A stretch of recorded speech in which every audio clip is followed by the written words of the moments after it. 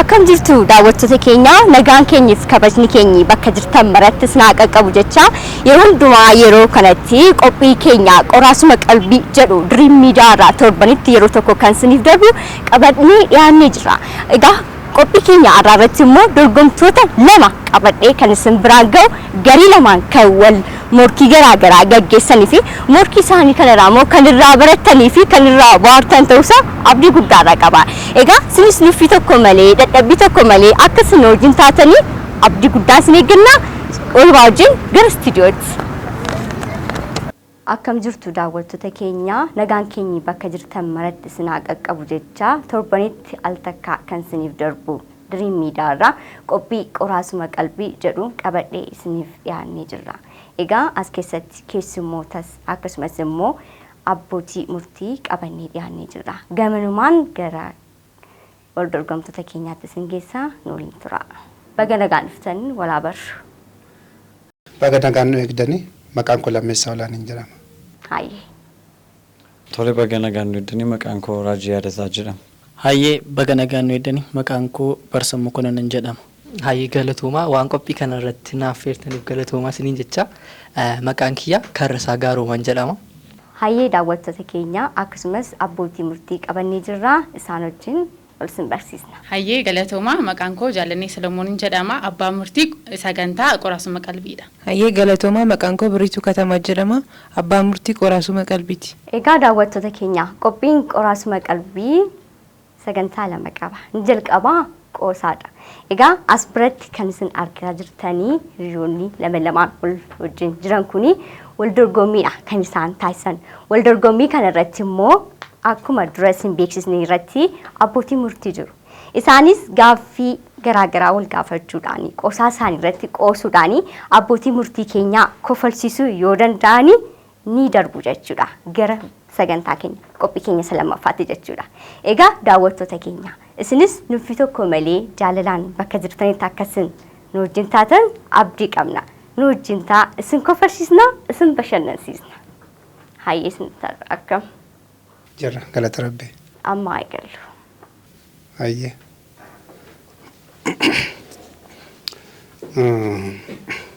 Mucaa isa kana waliin guddanne ollaa tokkotti guddanne awwaara waliin daakaa guddanne yeroo tokko maal ta'e seetan kana maaliifan sinitti himamu magaala kana keessa deemee akkanatti raastaa maal fakkaate yeroo deemu mucaa wanti fakkaata garuu seenaan isaa kan biraa ture. Yeroo tokko maaltu ta'a biyyatti naannoo kutaa 9 akkas geenyeerra. Kutaa 9 yeroo ga'u kana gaheera minaamin jedhee durboota qoccoluu jalqabee ture. Durboota qoccoluu jalqabee yeroo sana immoo awwaara surreessaa munneessaa irraa baqaqee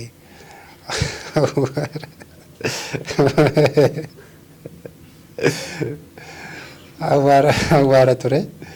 Guyyaa ta'e maal ta'a baadiyyaatti akkuma beektan shamarree argachuu yeroo barbaadan dargaggoonni yookiin yeroo isheen qoraan cabsuu deemtu yookiin yeroo isheen bishaan buutu yookiin yeroo isheen gabaa deemtee ashawoo bittee galtu karaatti qabanii taasofsiisu. Baadiyyaatti. Guyyaa ta'e shamarreen ni haasofsiisu tokko qoraan cabsuu bosona deemte. Innis achi bosona deemee durumaanuu wal beeku karameellaa meentaa bitatee deemeera. Dur osoo dastaan hin dhufin dura meentaa ture dur. Meentaa bitatee deemeera. Isaan booda isheen cabsitee inni cinuma isheetti muka jalatti baala caccabsee awwaara xiqqoo haree bakka mijeessee baala afee fi foorice. Yeroo inni fooricuun dhuftee isheen hin beekti waan ta'eef jechuudha. Isumaa dhuftee taa'anii shaarbii qabdii shaarbii akkana ofitti godhanii taa'anii qabdoo kana jalqabuuf yeroo jedhani obboleessaa qoxisuun jirti mana. Obboleessaa qoxisuun kuni waamti raajii jettee waamti mana. Edaa maalidha manaati abidda bobeessanii distiirra kaa'anii bishaan itti guutanii yeroo inni bishaan kun yeroo inni bulluqo keessa naaf buusaa yeroo inni danfu keessa naaf buusaa jedhee deemeera. uffata kee isa kamidha kan keessa buusnu jetti mucaan mana waamte jechuudha. Durba miti dhiiradha quxisuusaa uffata maalii bishaan maalii keessa buusta jedhaan sobeeti beeka jalqaba keessa naa buusaa deeme akka amma jaalallee isaa bira jira mitiire jaalallee isaa bira jira waan ta'eef dubbiin kun akka bahu waan hin barbaanneef uffata maalii keessa naa buusta bishaan maalii keessa buusta gaafa inni jedhu mucaan hin beektu gaba akka inni jiru dhuguma bakka eddee horii minaan deemeera seeteeti mucaan. Injira si gamsiisennaan uffata koo bishaan keessa bulluqa keessa naa buusaa jettee baate miti mana jette mucaan obboleessi isaa quxisuun sun jechuudha. Inni bishaan bulluqa sana keessa wayyaa isaa buuse. San booda buusanii fi innaa maal jechuu barbaadeeni durii uffata hin miiccatu saamunaan hin jiru ta'e bishaantu hin jiru ta'e hin beeku. Uffata miiccatiin osoo hin jiraan hin jiratiin osoo hin jiraan uffata ofirraan baafatiin qabdoon ta'a jedhee bosona keessa naanna'aa ture jechuu barbaadanii galatoomaa. Egaa daawwattoota keenya seenaa hiriyaasaadha kan inni mudannoo hiriyaasaadha kan inni dubbate baay'ee nama kolfisiisa. Egaa daawwattoota keenya isinis akkatti bohaaraa jirtan akkatti bashannanaa jirtan abdii guddaa qabna. Egaa wanta dur ta'aa turedha kan inni ibsaa ture hiriyaasaa irratti mudannoo argeedha. Amma immoo gara hiriyaasaas tokko maal jedha inni immoo isa jedhu immoo isinis nu wajjin ta'a amma xumuraatti akka isin gammaddan abdii guddaan qaba.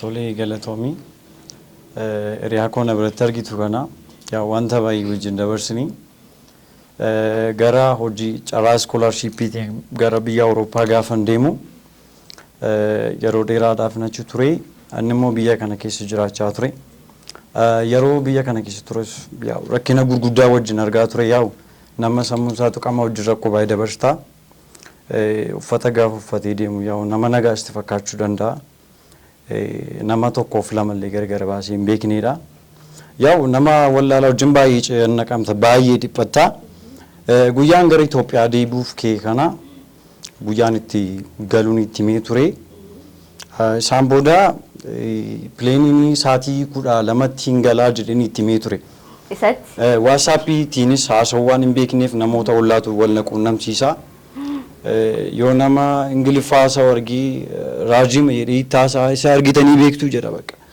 innaa baay'ee na qoraa ture yeroo sana saatii 12 hin gala jedhee eerpoortii booleetti neegi jedhee itti meen ture inni maal godha siiti Awurooppaan jiraadha waan ta'eef saatiin isaas Awurooppaadha waan hundumtuu isaa Awurooppaafaa jedhee warra irratti barreeffate yaa'u waan baay'ee dabarsaa ture guyyaa sana halkan saatiin isaa Awurooppaa waan ta'eef saatii 6 halkan keessa boolee eerpoortii dhufa. Seega. Halkan keessa boolee eerpoortii dhufi na bilbiluuf nan argatu qilleensa waan jiruuf neetworkiin bizii ta'a. Isaan booda ni dhufee achi keessa olii gadi naannaa olii bakka fala dhabee namichi gurbaan tokko maal jedhanii nama ni fuuchuu dhufee nama biyya keessaa ta'ennaan biyya alaaf biyya keessaa amma gargar baafachuu dadhabutti ga'ee awutoobis taraa deema sana ganama 12tti immoo awutoobis taraa deema saatii Itoophiyaa irratti.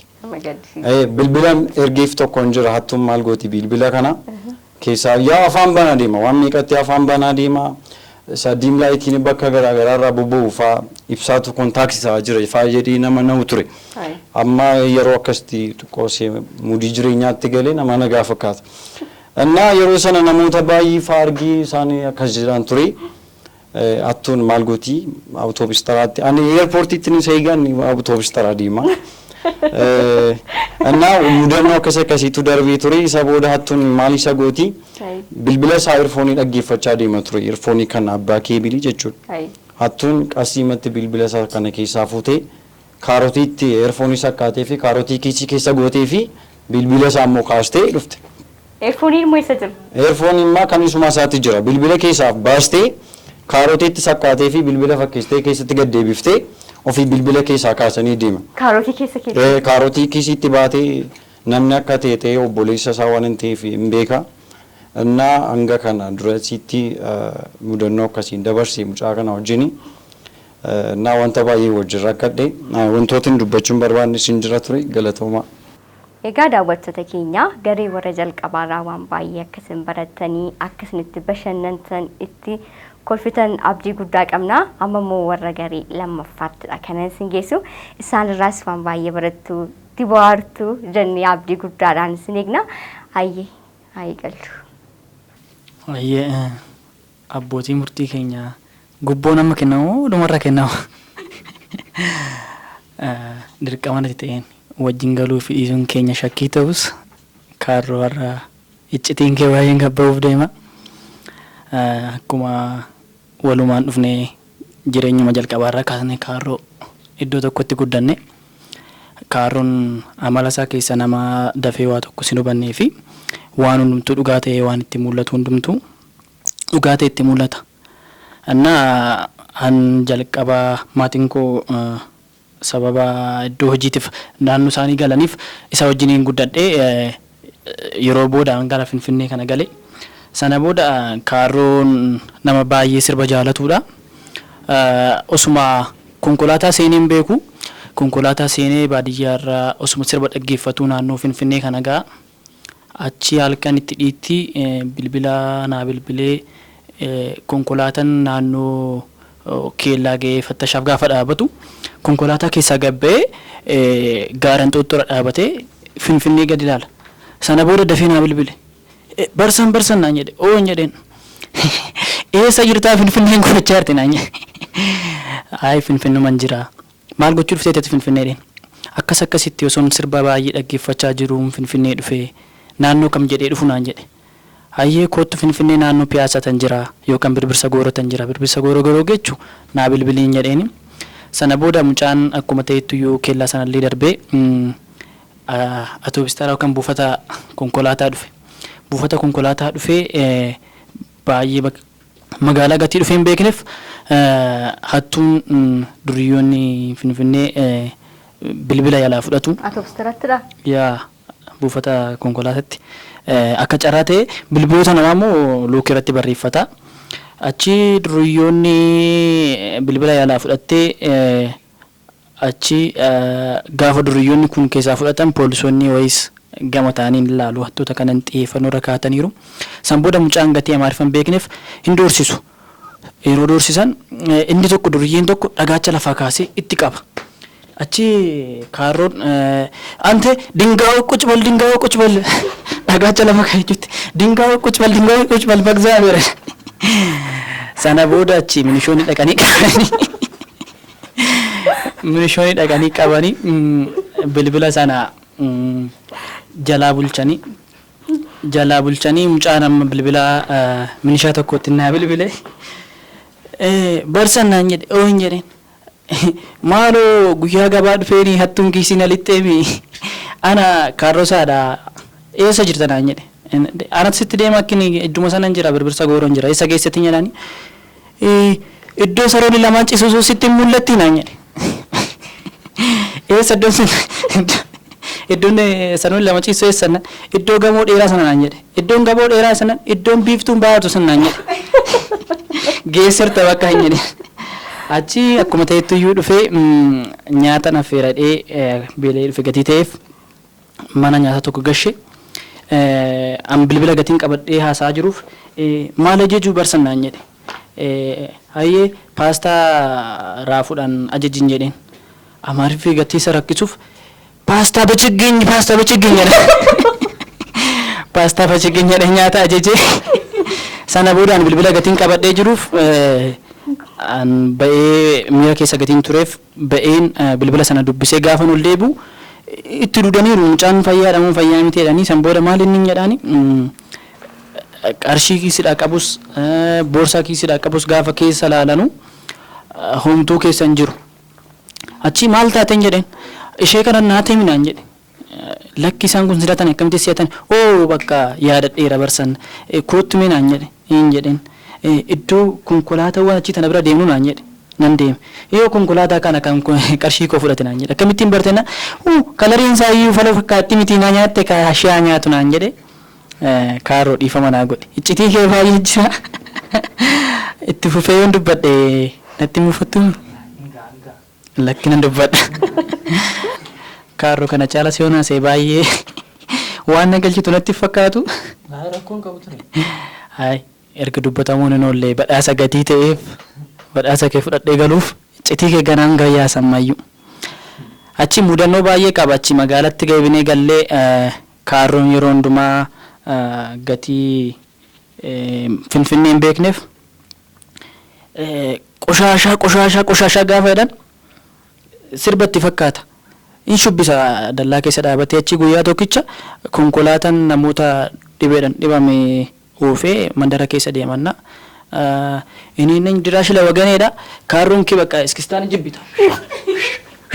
Diggisii deemna akkoo konkolaataan cidhaa dhufe naan jedhe har'aaf asumatti sirraa dhaabadhaa kan homaa gochuu hin danda'u. Hiriyaa kee baay'ee baastee dhugaa dubbachuu fi maaltu dhaga'ama amma kana waan baay'ee jettee ni dhugaa. Iccitii bichaa miti waan sedhibu gaafa mana nyaatichaa keessatti anoogaa akka biyyaatoo jedheen kottaa kaan nyaannan jedha ummati kun dhufee natti name waan sedhibu. Isaanumatu kaffale birrii nyaata sana. Akkasumas. Hin kaffalle nuyi sila boorsaan isoo duwwaa ta'e. Mi'a hiriyyaan kee kun egaa mudannoo kee jiru akka itti godhee baay'ee baase. Ati immoo akkamitti dorgomtaa nammas kan kee immoo? Ani waan sedhibu iccitii kana baay'een qabadha. Iccitii baasuun jaalladhan waan sedhibu namoonni baay'een kanuma irratti kan isaan baay'ina jaallatanii. Mucaan kun akkasin ilaaltan kana miti gowwaadha. Waan tokko hin beeku. Amma saafu malkaan baasuuttuni ana biratti gowwaan akka isaan jiru. Innaa guyyaa tokko mucaan kun waan baay'ee gowwaa ta'ee fi akkoosaa rakkisa. Akkoosaa baay'ee rakkisaani. Akkoonsa wanta baay'ee rakkisuuni akkoo maal jettee habaartii udduun kee walitti hin qabatinatti habaartiin guyyaa tokko. Kaza mucaan kun akkuma sanatti yeroocha wajjiniin guddanne egaa akkuma beekamu akkuma inni jedhe mana isaanii taphachaa jirra. Kaza dhageen an kolfeen dhiise noo garaarraan eebbina baaran jedhe. Mana barumsaatti deebine egaa akka carraatee barsiisaan hin barsiisa. Sagaleen ta'e numa nu jeeqa. Barsiisaan shookii dhadhee dhiisa barsiisaan garuu waan jecha qiiq ምናምን jedha. Innaa bakka gaafa namoonni barattoonni jeeqan musee filatama mini maal goona musee filannaree kan isaa hojja kara jalaa nu jeeqa. Wanta arguun jiru inni achi daqiiqaadhaan qiiq godha. Achuma taa'e. Achuma taa'e. Guyyaa ta'e garuu itti cimte. Amma yoomitti qabatare. Kana booddee guyyaa tokko nu jeeqe gaannus maal goona dandeenyee mateenya maaksii uffadhaa kottaa gaafadhame namni inni kaan dhiisaa ture ni asii nuyi hunda keenya maaksii uffadhaa gaafadhame. Maalitti himtanii sun? Maalitti himtaa itti caala inni waan sodaafne dhiifne. Innaa barsiisaadhaan maal jedhaanii beekaa anmoo riyaasaa miti jire akka nama mana godhe miti baay'een jaalladha itti nime haadhoo koo hin rakkatinii barsiisaa itti miti baay'een jedhee. Kana moona dhagaa shedhee harka ol kaasa barumsa immoo jaallatu waan isitti himne keessaa kana booddee gaafa harka ol kaasu barsiisaa jedhe barsiisaan isaanitti herrega barsiisaara ilaaluu hin dandeenye kana booddee ammas barsiisa kana booddee gaafa barsiisaan ilaalu fedhe kaza maal taate mucaa naadhaan barsiisaan maal isiniin galuu isinii immoo barsiisaa herrega barsiisaa jirtu mini achi dhufaara qabeen taara qalabatiira naannaara. Kana booddee barsiisaa waan godhu dhabe taa'e gaddadeen. Kaza amma dhufe mucaan tokko as miiqamaa nu gidduudhaan kufe. Kaza barsiisaa waan godhu dhabe kottadhe. Yoo kana kaalkuleeshinii kan hojjettee baatee dhattee qulqullooftee deebitadhe. Kana booddee kaalkuleeshinii maaliif beekaree akkoon isa baarteetti sila. Kana booddee kee kaalkuleeshinichaan hojjedhadhe yaala. Waan tokko dhufuu fidide. Benna gitaa jedhaan barsiisaan. Isaan benna gitaa jedhan dargodha. Ishiin jenne hudduudhaan deebisaan wanta barsiisaan jedhee dargodhee ijoolleen hin kofaltu qaama itti barreewu. Bartanii kusin. Ijoolleen yoo dhufu dhufte hin kolfamamni amma garuu itti hin kolfinu. Itti barre. Innaa bakka baay'ee matti cime. Kana booddee ammas gaafatti cimu wedheecha ol ka'e. Kana booddee bakka ijoollee cannaqamteetti barsiisaan cannaqameera. Kana booddee maal taate gurbaan teessuu xaxxatteedhaan. Kana booddee mucaan kun maal taareetti cimeera. Wayyaan isaa achi dhidhiibaa jira. Kazaan ka'e barsiisaan akkuma carraatee raawwatee gadi ba'e. Gaafa inni gadi ba'u barsaan gadi ba'u dhugaan seenee duukaa fiige. Kana booddee barsiisaan barsaa herregaa immoo dafee hin ba'u malasaa keessatti beektu ol deebi'e. Iddoo kanatti dogoggora jira eegsiituun bannee jechuun ol deebi'e. Kana booddee eegsiin hudduu koo keessa baddee barsiisanii isaa isa barbaaddu. Yoo inni qabee rubu yoo harkaa ba'e eegsiinis hin argamaa jedhaan. Kana booddee barsaan hudduu isaa keessa dhiiteeni kana booddee udaan gallakkise. Daarekteerri nafne waardiyyaan nafne hundi isaanii yaa'anii dhufanii kasaa maal goona ree wayyaa itti mammarree fuunee gashine egaa wayyaa isatti fuun dhufe wanta balaashise. Gatiin eeksii hin beekan hudduu isaati. Gatiin eeksii amma ammaatti barsiisonni barbaadanii udaan kaayee keessa waan jiru. Udaan saaman keessa waan jiruuf argamuu dadhabe. Akkas jedhu. Kanadhaan kana caalaan dubbadhaa fi iccitii baay'een qabadha. Iccitii wal baastan garuu. Amala koo keessatti iccitiin dubbadhaani. Garuu iccitii walii baastaniitu. Iccitii miti kun. Anni iccitii baay'een qabadha waan jedhu kun iccitii isaatu sitti moo iccitii nan qabadha immoo kaasammoo. Hayyee daawwattoota keenya qophiin keenya akkuma itti fufeen jira nuffii tokko malee dadhabbii tokko malee fuula kolfaa fi ifaatiin akkasiin daawwachaa turtan abdii guddaan qabna. Egaa dargaggootaas irratti hiriyaa ta'anii hirmaatan irraa waan isaan haasa'anii qoosan irraa waan baay'ee akkasiin irraa baratan mudannoo isaaniis qoosaa isaaniis akka beekumsaattis ta'e akka qoosaatti waan isin irraa baratan hedduutu jira jennee abdanna. Egaa ganumnaan gara abbootii murtiitti isin geessa. Hayyee galatooma qophii keessanii kan dorgommii keessan ilaalaa turre haala gaarii ta'een nu dhiyeessitaniittu lammeessa irraa yeroo ka'u lammeessaa haalatti dhiyeessiin kee gaariidha. Yoomeessa isaas nuuf dhiyeessiteetta konseptii ati qabattee dhufte gaariidha. Baadiyyaatti deebinee akka nu yaadannu goote kanaafis qabxii 50 keessaa siif kenne 49dha. Gara raajitti yeroo dhufu raajiinis yaadni ati qabattee dhufte akka kootti gaariidha na gammachiiseera na kofalchiisees jira. Isaafis 49 kenne gara barsanitti yeroo dhufu barsani haala gaariin dhiyeessee dhugaa dubbachuuf baay'ee na kofalchiiseera. Dhiyeessiin isaas gaariidha. Isaaf 50 keessaa 50 kenneefi karra isaatti yeroo dhufu yaadni ati qabattee dhiyaatte xiqqoo anaaf dhugaarra waan fagaate wayiiti akka kootti waan fakkaanne wayiiti akka konseptiin isaa anaaf akkasidha. 50 keessaa 41 si kenna. Hayyee dhugaa dubbachuu fi haalli isin itti dhiyeessitan kun hunda keessaniyyuu gaariidha. Homaan jedhu gara namoota koomeediif uumametti deemaa jirtu. Jalqaba lammeessaadha kan dhiyeesse kan lammii baay'ee gaariidha akkaataan dhiyeessaa keeti. Garuu immoo akshiniin jiru numa teessee ma dhiyeessite malee moor jiramni nama kofalchiisuuf wanti agarsiistu akshinii agarsiistu miira namaa kakkaase nama kofalchiisuu qaba. So kanaafidha kan hin qabxii xiqqoo sirraa hir'ise malee konseptii qabattee dhufte baay'ee bareedaadha gaariidha. Nama sin barsiisan kofalchiisas garuu immoo akshinii xiqqoo siyaafa koomedii jiramni koomeediyoonni yeroo dhiyeessanii akshinii isaan agarsiisan jira. So isaa fedheen kan inni qabxii sirraa hir'ise 50 keessaa 46dha kan inni siif kenne. Gara raajitti yeroo darbu kan keessa baay'ee bareedaadha akkaataan dhiyeessa keeti jechoon itti fayyadamte baay'ee bareedaadha. Sinis akkuma lammii akshinii wantoota agarsiistu yeroo haasoftu jiramni akshinii mul'isaatu haasofte moor akka miirri namaa akka kee kolfu taasisa. Malee haalli dhiyeessi kee fayyadamni jechoota kee gaariidha. Kanaafi siif immoo 50 keessaa 45dha kan inni siif kenne. Gara barsanitti yeroo darbu dhugaa dubbachuu fi akkaataa itti dhiyeessite baay'ee nama koomeediidhaaf ta'udha jireenyi kee gaafa ilaalu. Baay'ee namatti tola. Isaati amaarfa jetti sanatanis mudannoo waan qabuufidha kan hin kolfe. Baay'ee anis harma sana mudannoo wayii qaba kanaafidha. Akshinii yeroo agarsiisaa dhiyeessite moor akka nuti kofallu kan godhe immoo akshinii yeroo haasoftu agarsiistudha. So baay'ee natti toleera dhugaa dubbachuu fi akkaataan fayyadama jechoota keeti akkaataan dhiyeessii keeti baay'ee natti toleera. Kanaafuu 50 keessaa 50 siif kenneera. Gara karraasaatti yeroo darbu inges baay'ee bareedaadha. Garuu akkuma seen jettee wantichi dhugaarraa waan fagaateedha. So garuu immoo nama kofalchisuuf haalli ati ittiin dhiyeessite bareedaadha dhugaa dubbachuu fi haala gaariidha. Omaan jettu nama komeediidhaaf ta'uun taata irratti hojjedhu sirriitti.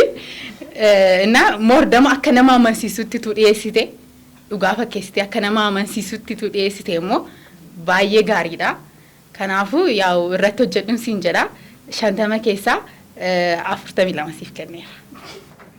Egaa daawwattoota keenya qophii marsaa tokkoffaa irratti akkuma ilaalaa turre daawwachaa turretti dorgomtoota lama keessatti garii lama keessatti kan taasisaa turre eenyutu moo'ate yookaan immoo eenyutu tokkoffaawee gara marsaa lammaffaatti darbe kan jedhu gamanumaan gara abbootii murtiitti sin dabarsaa nu waliin tura.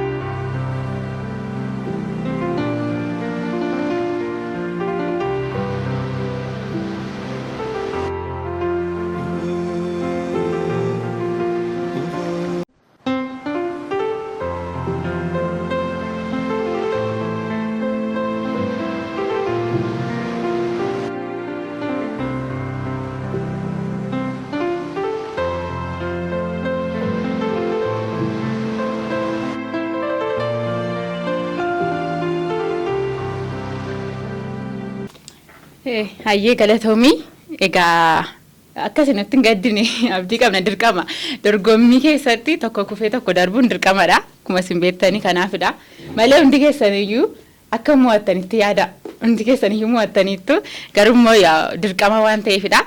Egaa lammeessaadha 50 keessaa averejii baasneerra lammeessaadha 50 keessaa 47.5dha. Raajiin 50 keessaa 47dha. Barsaan 50 keessaa 50dha. Karraasaan 50 keessaa 41.5dha. Kanaafuu garee isa kana keessaa kan marsaa lammaffaatti darbe lammeessaa olaaniidha.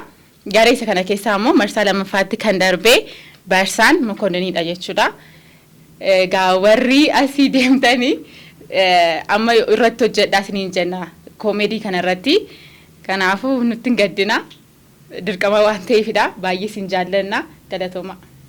Egaa daawwattoota keenya waldorgommii hammammaatti gaggeessinirraa akka isinirraa barattaniif itti bohaartan abdii guddaa qabna. Egaa marsaa lammaffaatidha kan amma ce'uuf jennu.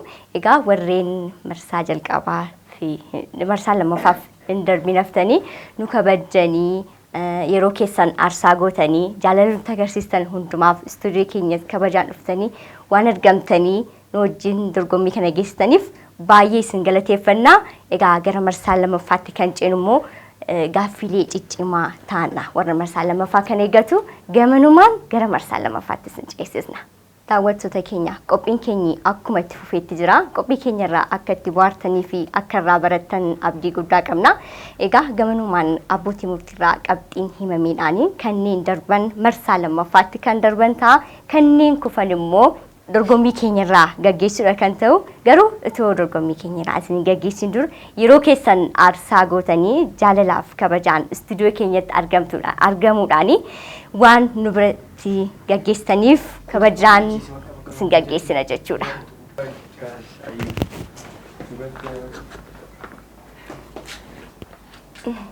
Daawwattoota keenya nuffii tokko malee dorgommii keenya akka daawwachaa jirtan abdii guddaa qabna. Dorgommii keenya marsaa jalqabaa yookaan marsaa tokkoffaa xumuruudhaan gara marsaa lammaffaatti kan eegallee jiru. Egaa marsaa lammaffaa kanarratti wal dorgomtoota qaqqaxalee lamadha kan nu biratti argamanii jiranii. Egaa isaaniin gaaffii ciccimoo ta'an kan isaan gaggaafannu. Gaaffiin kun immoo gaaffii waliigalaati. Gaaffii kanarratti kan mo'ate ni injifatama jechuudha. Namni injifate immoo qarshii 10,000 kan badhaafamu. Eenyu abbaan qarshii 10,000 har'a badhaafame kan galu kan jennu amma xumura qophii keenyaatti dadhabbii tokko malee akka isin wajjin taatan abdii guddaa qabna. Gamanumaan gara dorgommii keenyaatti isin geessa. Pirezidaantiin biyya Itoophiyaa kan yeroo ammaa aangoorra jiran eenyu jedhamu? Ambaasaadar Taayyee Asqasillaasee. Baay'ee gaariidha. Argateera. Gaaffii meeqa? Lakkoofsa meeqa? Gaaffii lakkoofsa 5. Ateens magaalaa guddoo biyya kamiiti? Irra naa deebi. Ateens magaalaa guddoo biyya kamiiti? Dambidolloo. Dorgomaan keenya hin arganne lakkoofsa meeqa? Gaaffii lakkoofsa 3. Biyya Maayinaaritti dhohiinsi dachee mudatee namoonni 3,000 ol du'anii jiru. Biyya Maayinaamar eessatti argamte? Irra deebiin. Biyya Maayinaamaritti dhohiinsi dachee mudatee namoonni 3,000 ol du'anii jiru. Biyyi Maayinaamar eessatti argamti? Biyya bakka biyyattiin sunitti argamtu dha miti? Argama biyya sana. Biyya eenyutti? Maayinaamar. Maayinaamar. Ardiisaa yoon himin ta'a? Ardii Eeshiyaa keessatti argamti. Kibba lixa Eeshiyaatti. Kibba lixa Eeshiyaatti gaafii. Gaaffii lakkoofsa meeqa? Gaaffii lakkoofsa 4. Walharkaa fuudhiinsi gadaa dhiyeenya kan gaggeeffamee ture. Walharkaa fuudhiinsi sun marsaa meeqaffaa ture? Irra naa deebi. Walharkaa fuudhiinsi gadaa dhiyeenya gaggeeffamaa ture. Walharkaa fuudhiinsi sun marsaa meeqaffaa ture? Ammas irra naa deebi na tanfakkala. Walharkaa fuudhiinsi gadaa dhiyeenya kana gaggeeffamaa ture. Walharkaa fuudhiinsa sun marsaa meeqaffaa ture? 72ffaa. Argatteetta. Gaaffii lakkoofsa meeqa? Gaaffii lakkoofsa 10. Dhiyeenya kana godina Iluu Abbaa Booraa bakka lamatti qodamtee turte. Godinni haaraan uumamte kuni maal jedhamti? Magaalaan guddoon ishee maal jedhamti? Godina Iluu Abbaa Booraa kan godina biraa haaraa uumamtedha. Godina Buunnoo Beddellee. Magaala guddoon ishee immoo Beddellee jedhamti. Argateera. Lakkoofsa gaaffii meeqa? 2. Televezyiinii EBS irratti gaafa bitooteessa 14 2017 dubartiin Burtukaan Kabbadee jedhamtu dhiyaattee turte. Abbaan taayitaa miidiyaalee Itoophiyaa ibsa gaafa bitooteessa 23 bara 2017 baaseen sagantaan sun yeroo hin beekamneef akka addaan citu murteessee jira. Maqaan sagantaa sanaa maal jedhama? Addis Miraaf. Argateera. Egaa daawwattoota keenyaa waldorgommii gaaffii waliigalaa dorgomtoota lama biratti gaggeeffamaa jiru. Akka irraa barattan abdii qabna. Dorgommiin keenya xumuree amma xumuraatti nu wajjin tura. Gaaffii lakkoofsa meeqaffaa? Gaaffii lakkoofsa 1ffaa. Kaampaaniin Chaayinaa kutaa Shaandoongii keessatti argamu akka lakkoofsa warra adiitti ji'a Januaarii keessa hojjettoota isaa waliin wal qabsisee beeksisa tokko baasee ture. Beeksisichi hojjetaan dhaabbata kanaa kamuu kan maatii hin dhaabbanne hanga Seepteembarii 30 2025tti bultii dhaabbachuu qaba. Hangasitti yoo bultii hin dhaabbanne ta'e guyyaa sanarraa eegalee hojiirraa gaggeeffama jedhee ture. Maqaan kaampaanii kanaa maal jedhama?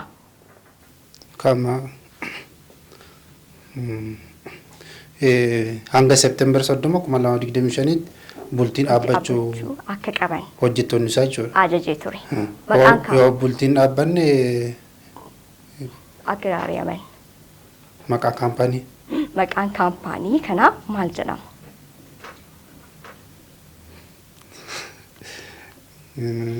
Yaaluu hin beeku garuu yaaluu.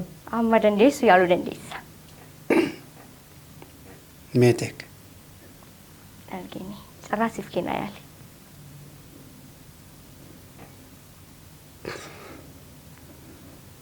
Siinootiraak. Hin arganne. Maqaan kaampaanii kanaa Shaandong Shonteen Keemikaal Group jedhamee beekama. Gaaffii lakkoofsa 9. Askoo gara piyaasaa yeroo deemtu bakkeewwan keessa qaxxaamurtu keessaa tokko Wingeet jedhama. Naannoon sun maaliif Wingeet jedhame? Wingeet maalidha? Gaaffii kanallee deebisuun natti ulfaata. yeroo baay'ee as koodha gara piyaasaa yeroo deddeebi'u achiin deemeellee hin beeku. Garuu gaafa yaadu loltuu biyya Giriikii maqaa loltuu biyya Giriikii Wingeet akkanatti fakkaatutti Wingeet hin beeku. Egaa daawwattoota keenya deebiinsaa hoogganaa loltoota Biriiteen jedhama. Egaa daawwattoota keenya sagantaa keenya irraatiin akkasinitti bohaaraa itti gammadaa irraa barachaa turtan abdii guddaa qabna. Sagantaa keenya jalqabaa irratti dorgommii jalqabaa irraa gara dorgommii lammaffaatti kan darban lammeessaa olaanii fi Barsaan Mokonnon turanii. Egaa eenyudha marsaa lammaffaa irratti immoo kan injifatee badhaafamaa qarshii 10,000 kan ta'e eenyudha isa jedhu immoo isinitti hima. Eenyutu mo'ate eenyutu tokkoffaa ba'e isa jedhuuf immoo nama kam keessattiyyuu daawwattoota keenya kam keessattiyyuu gaaffii kan uume akka ta'e abdii guddaan qaba. Tokkoffaa kan ba'e Barsaan Mokonnon qabxii olaanaa fiduudhaan injifataa ta'uudhaan qarshii 10,000 badhaafamuudhaan tokkoffaa ba'eera. Egaa qophiin keenya kan daawwachaa turtan kana fakkaata ture. Qophiilee Dream Media wajjin turtii gaarii.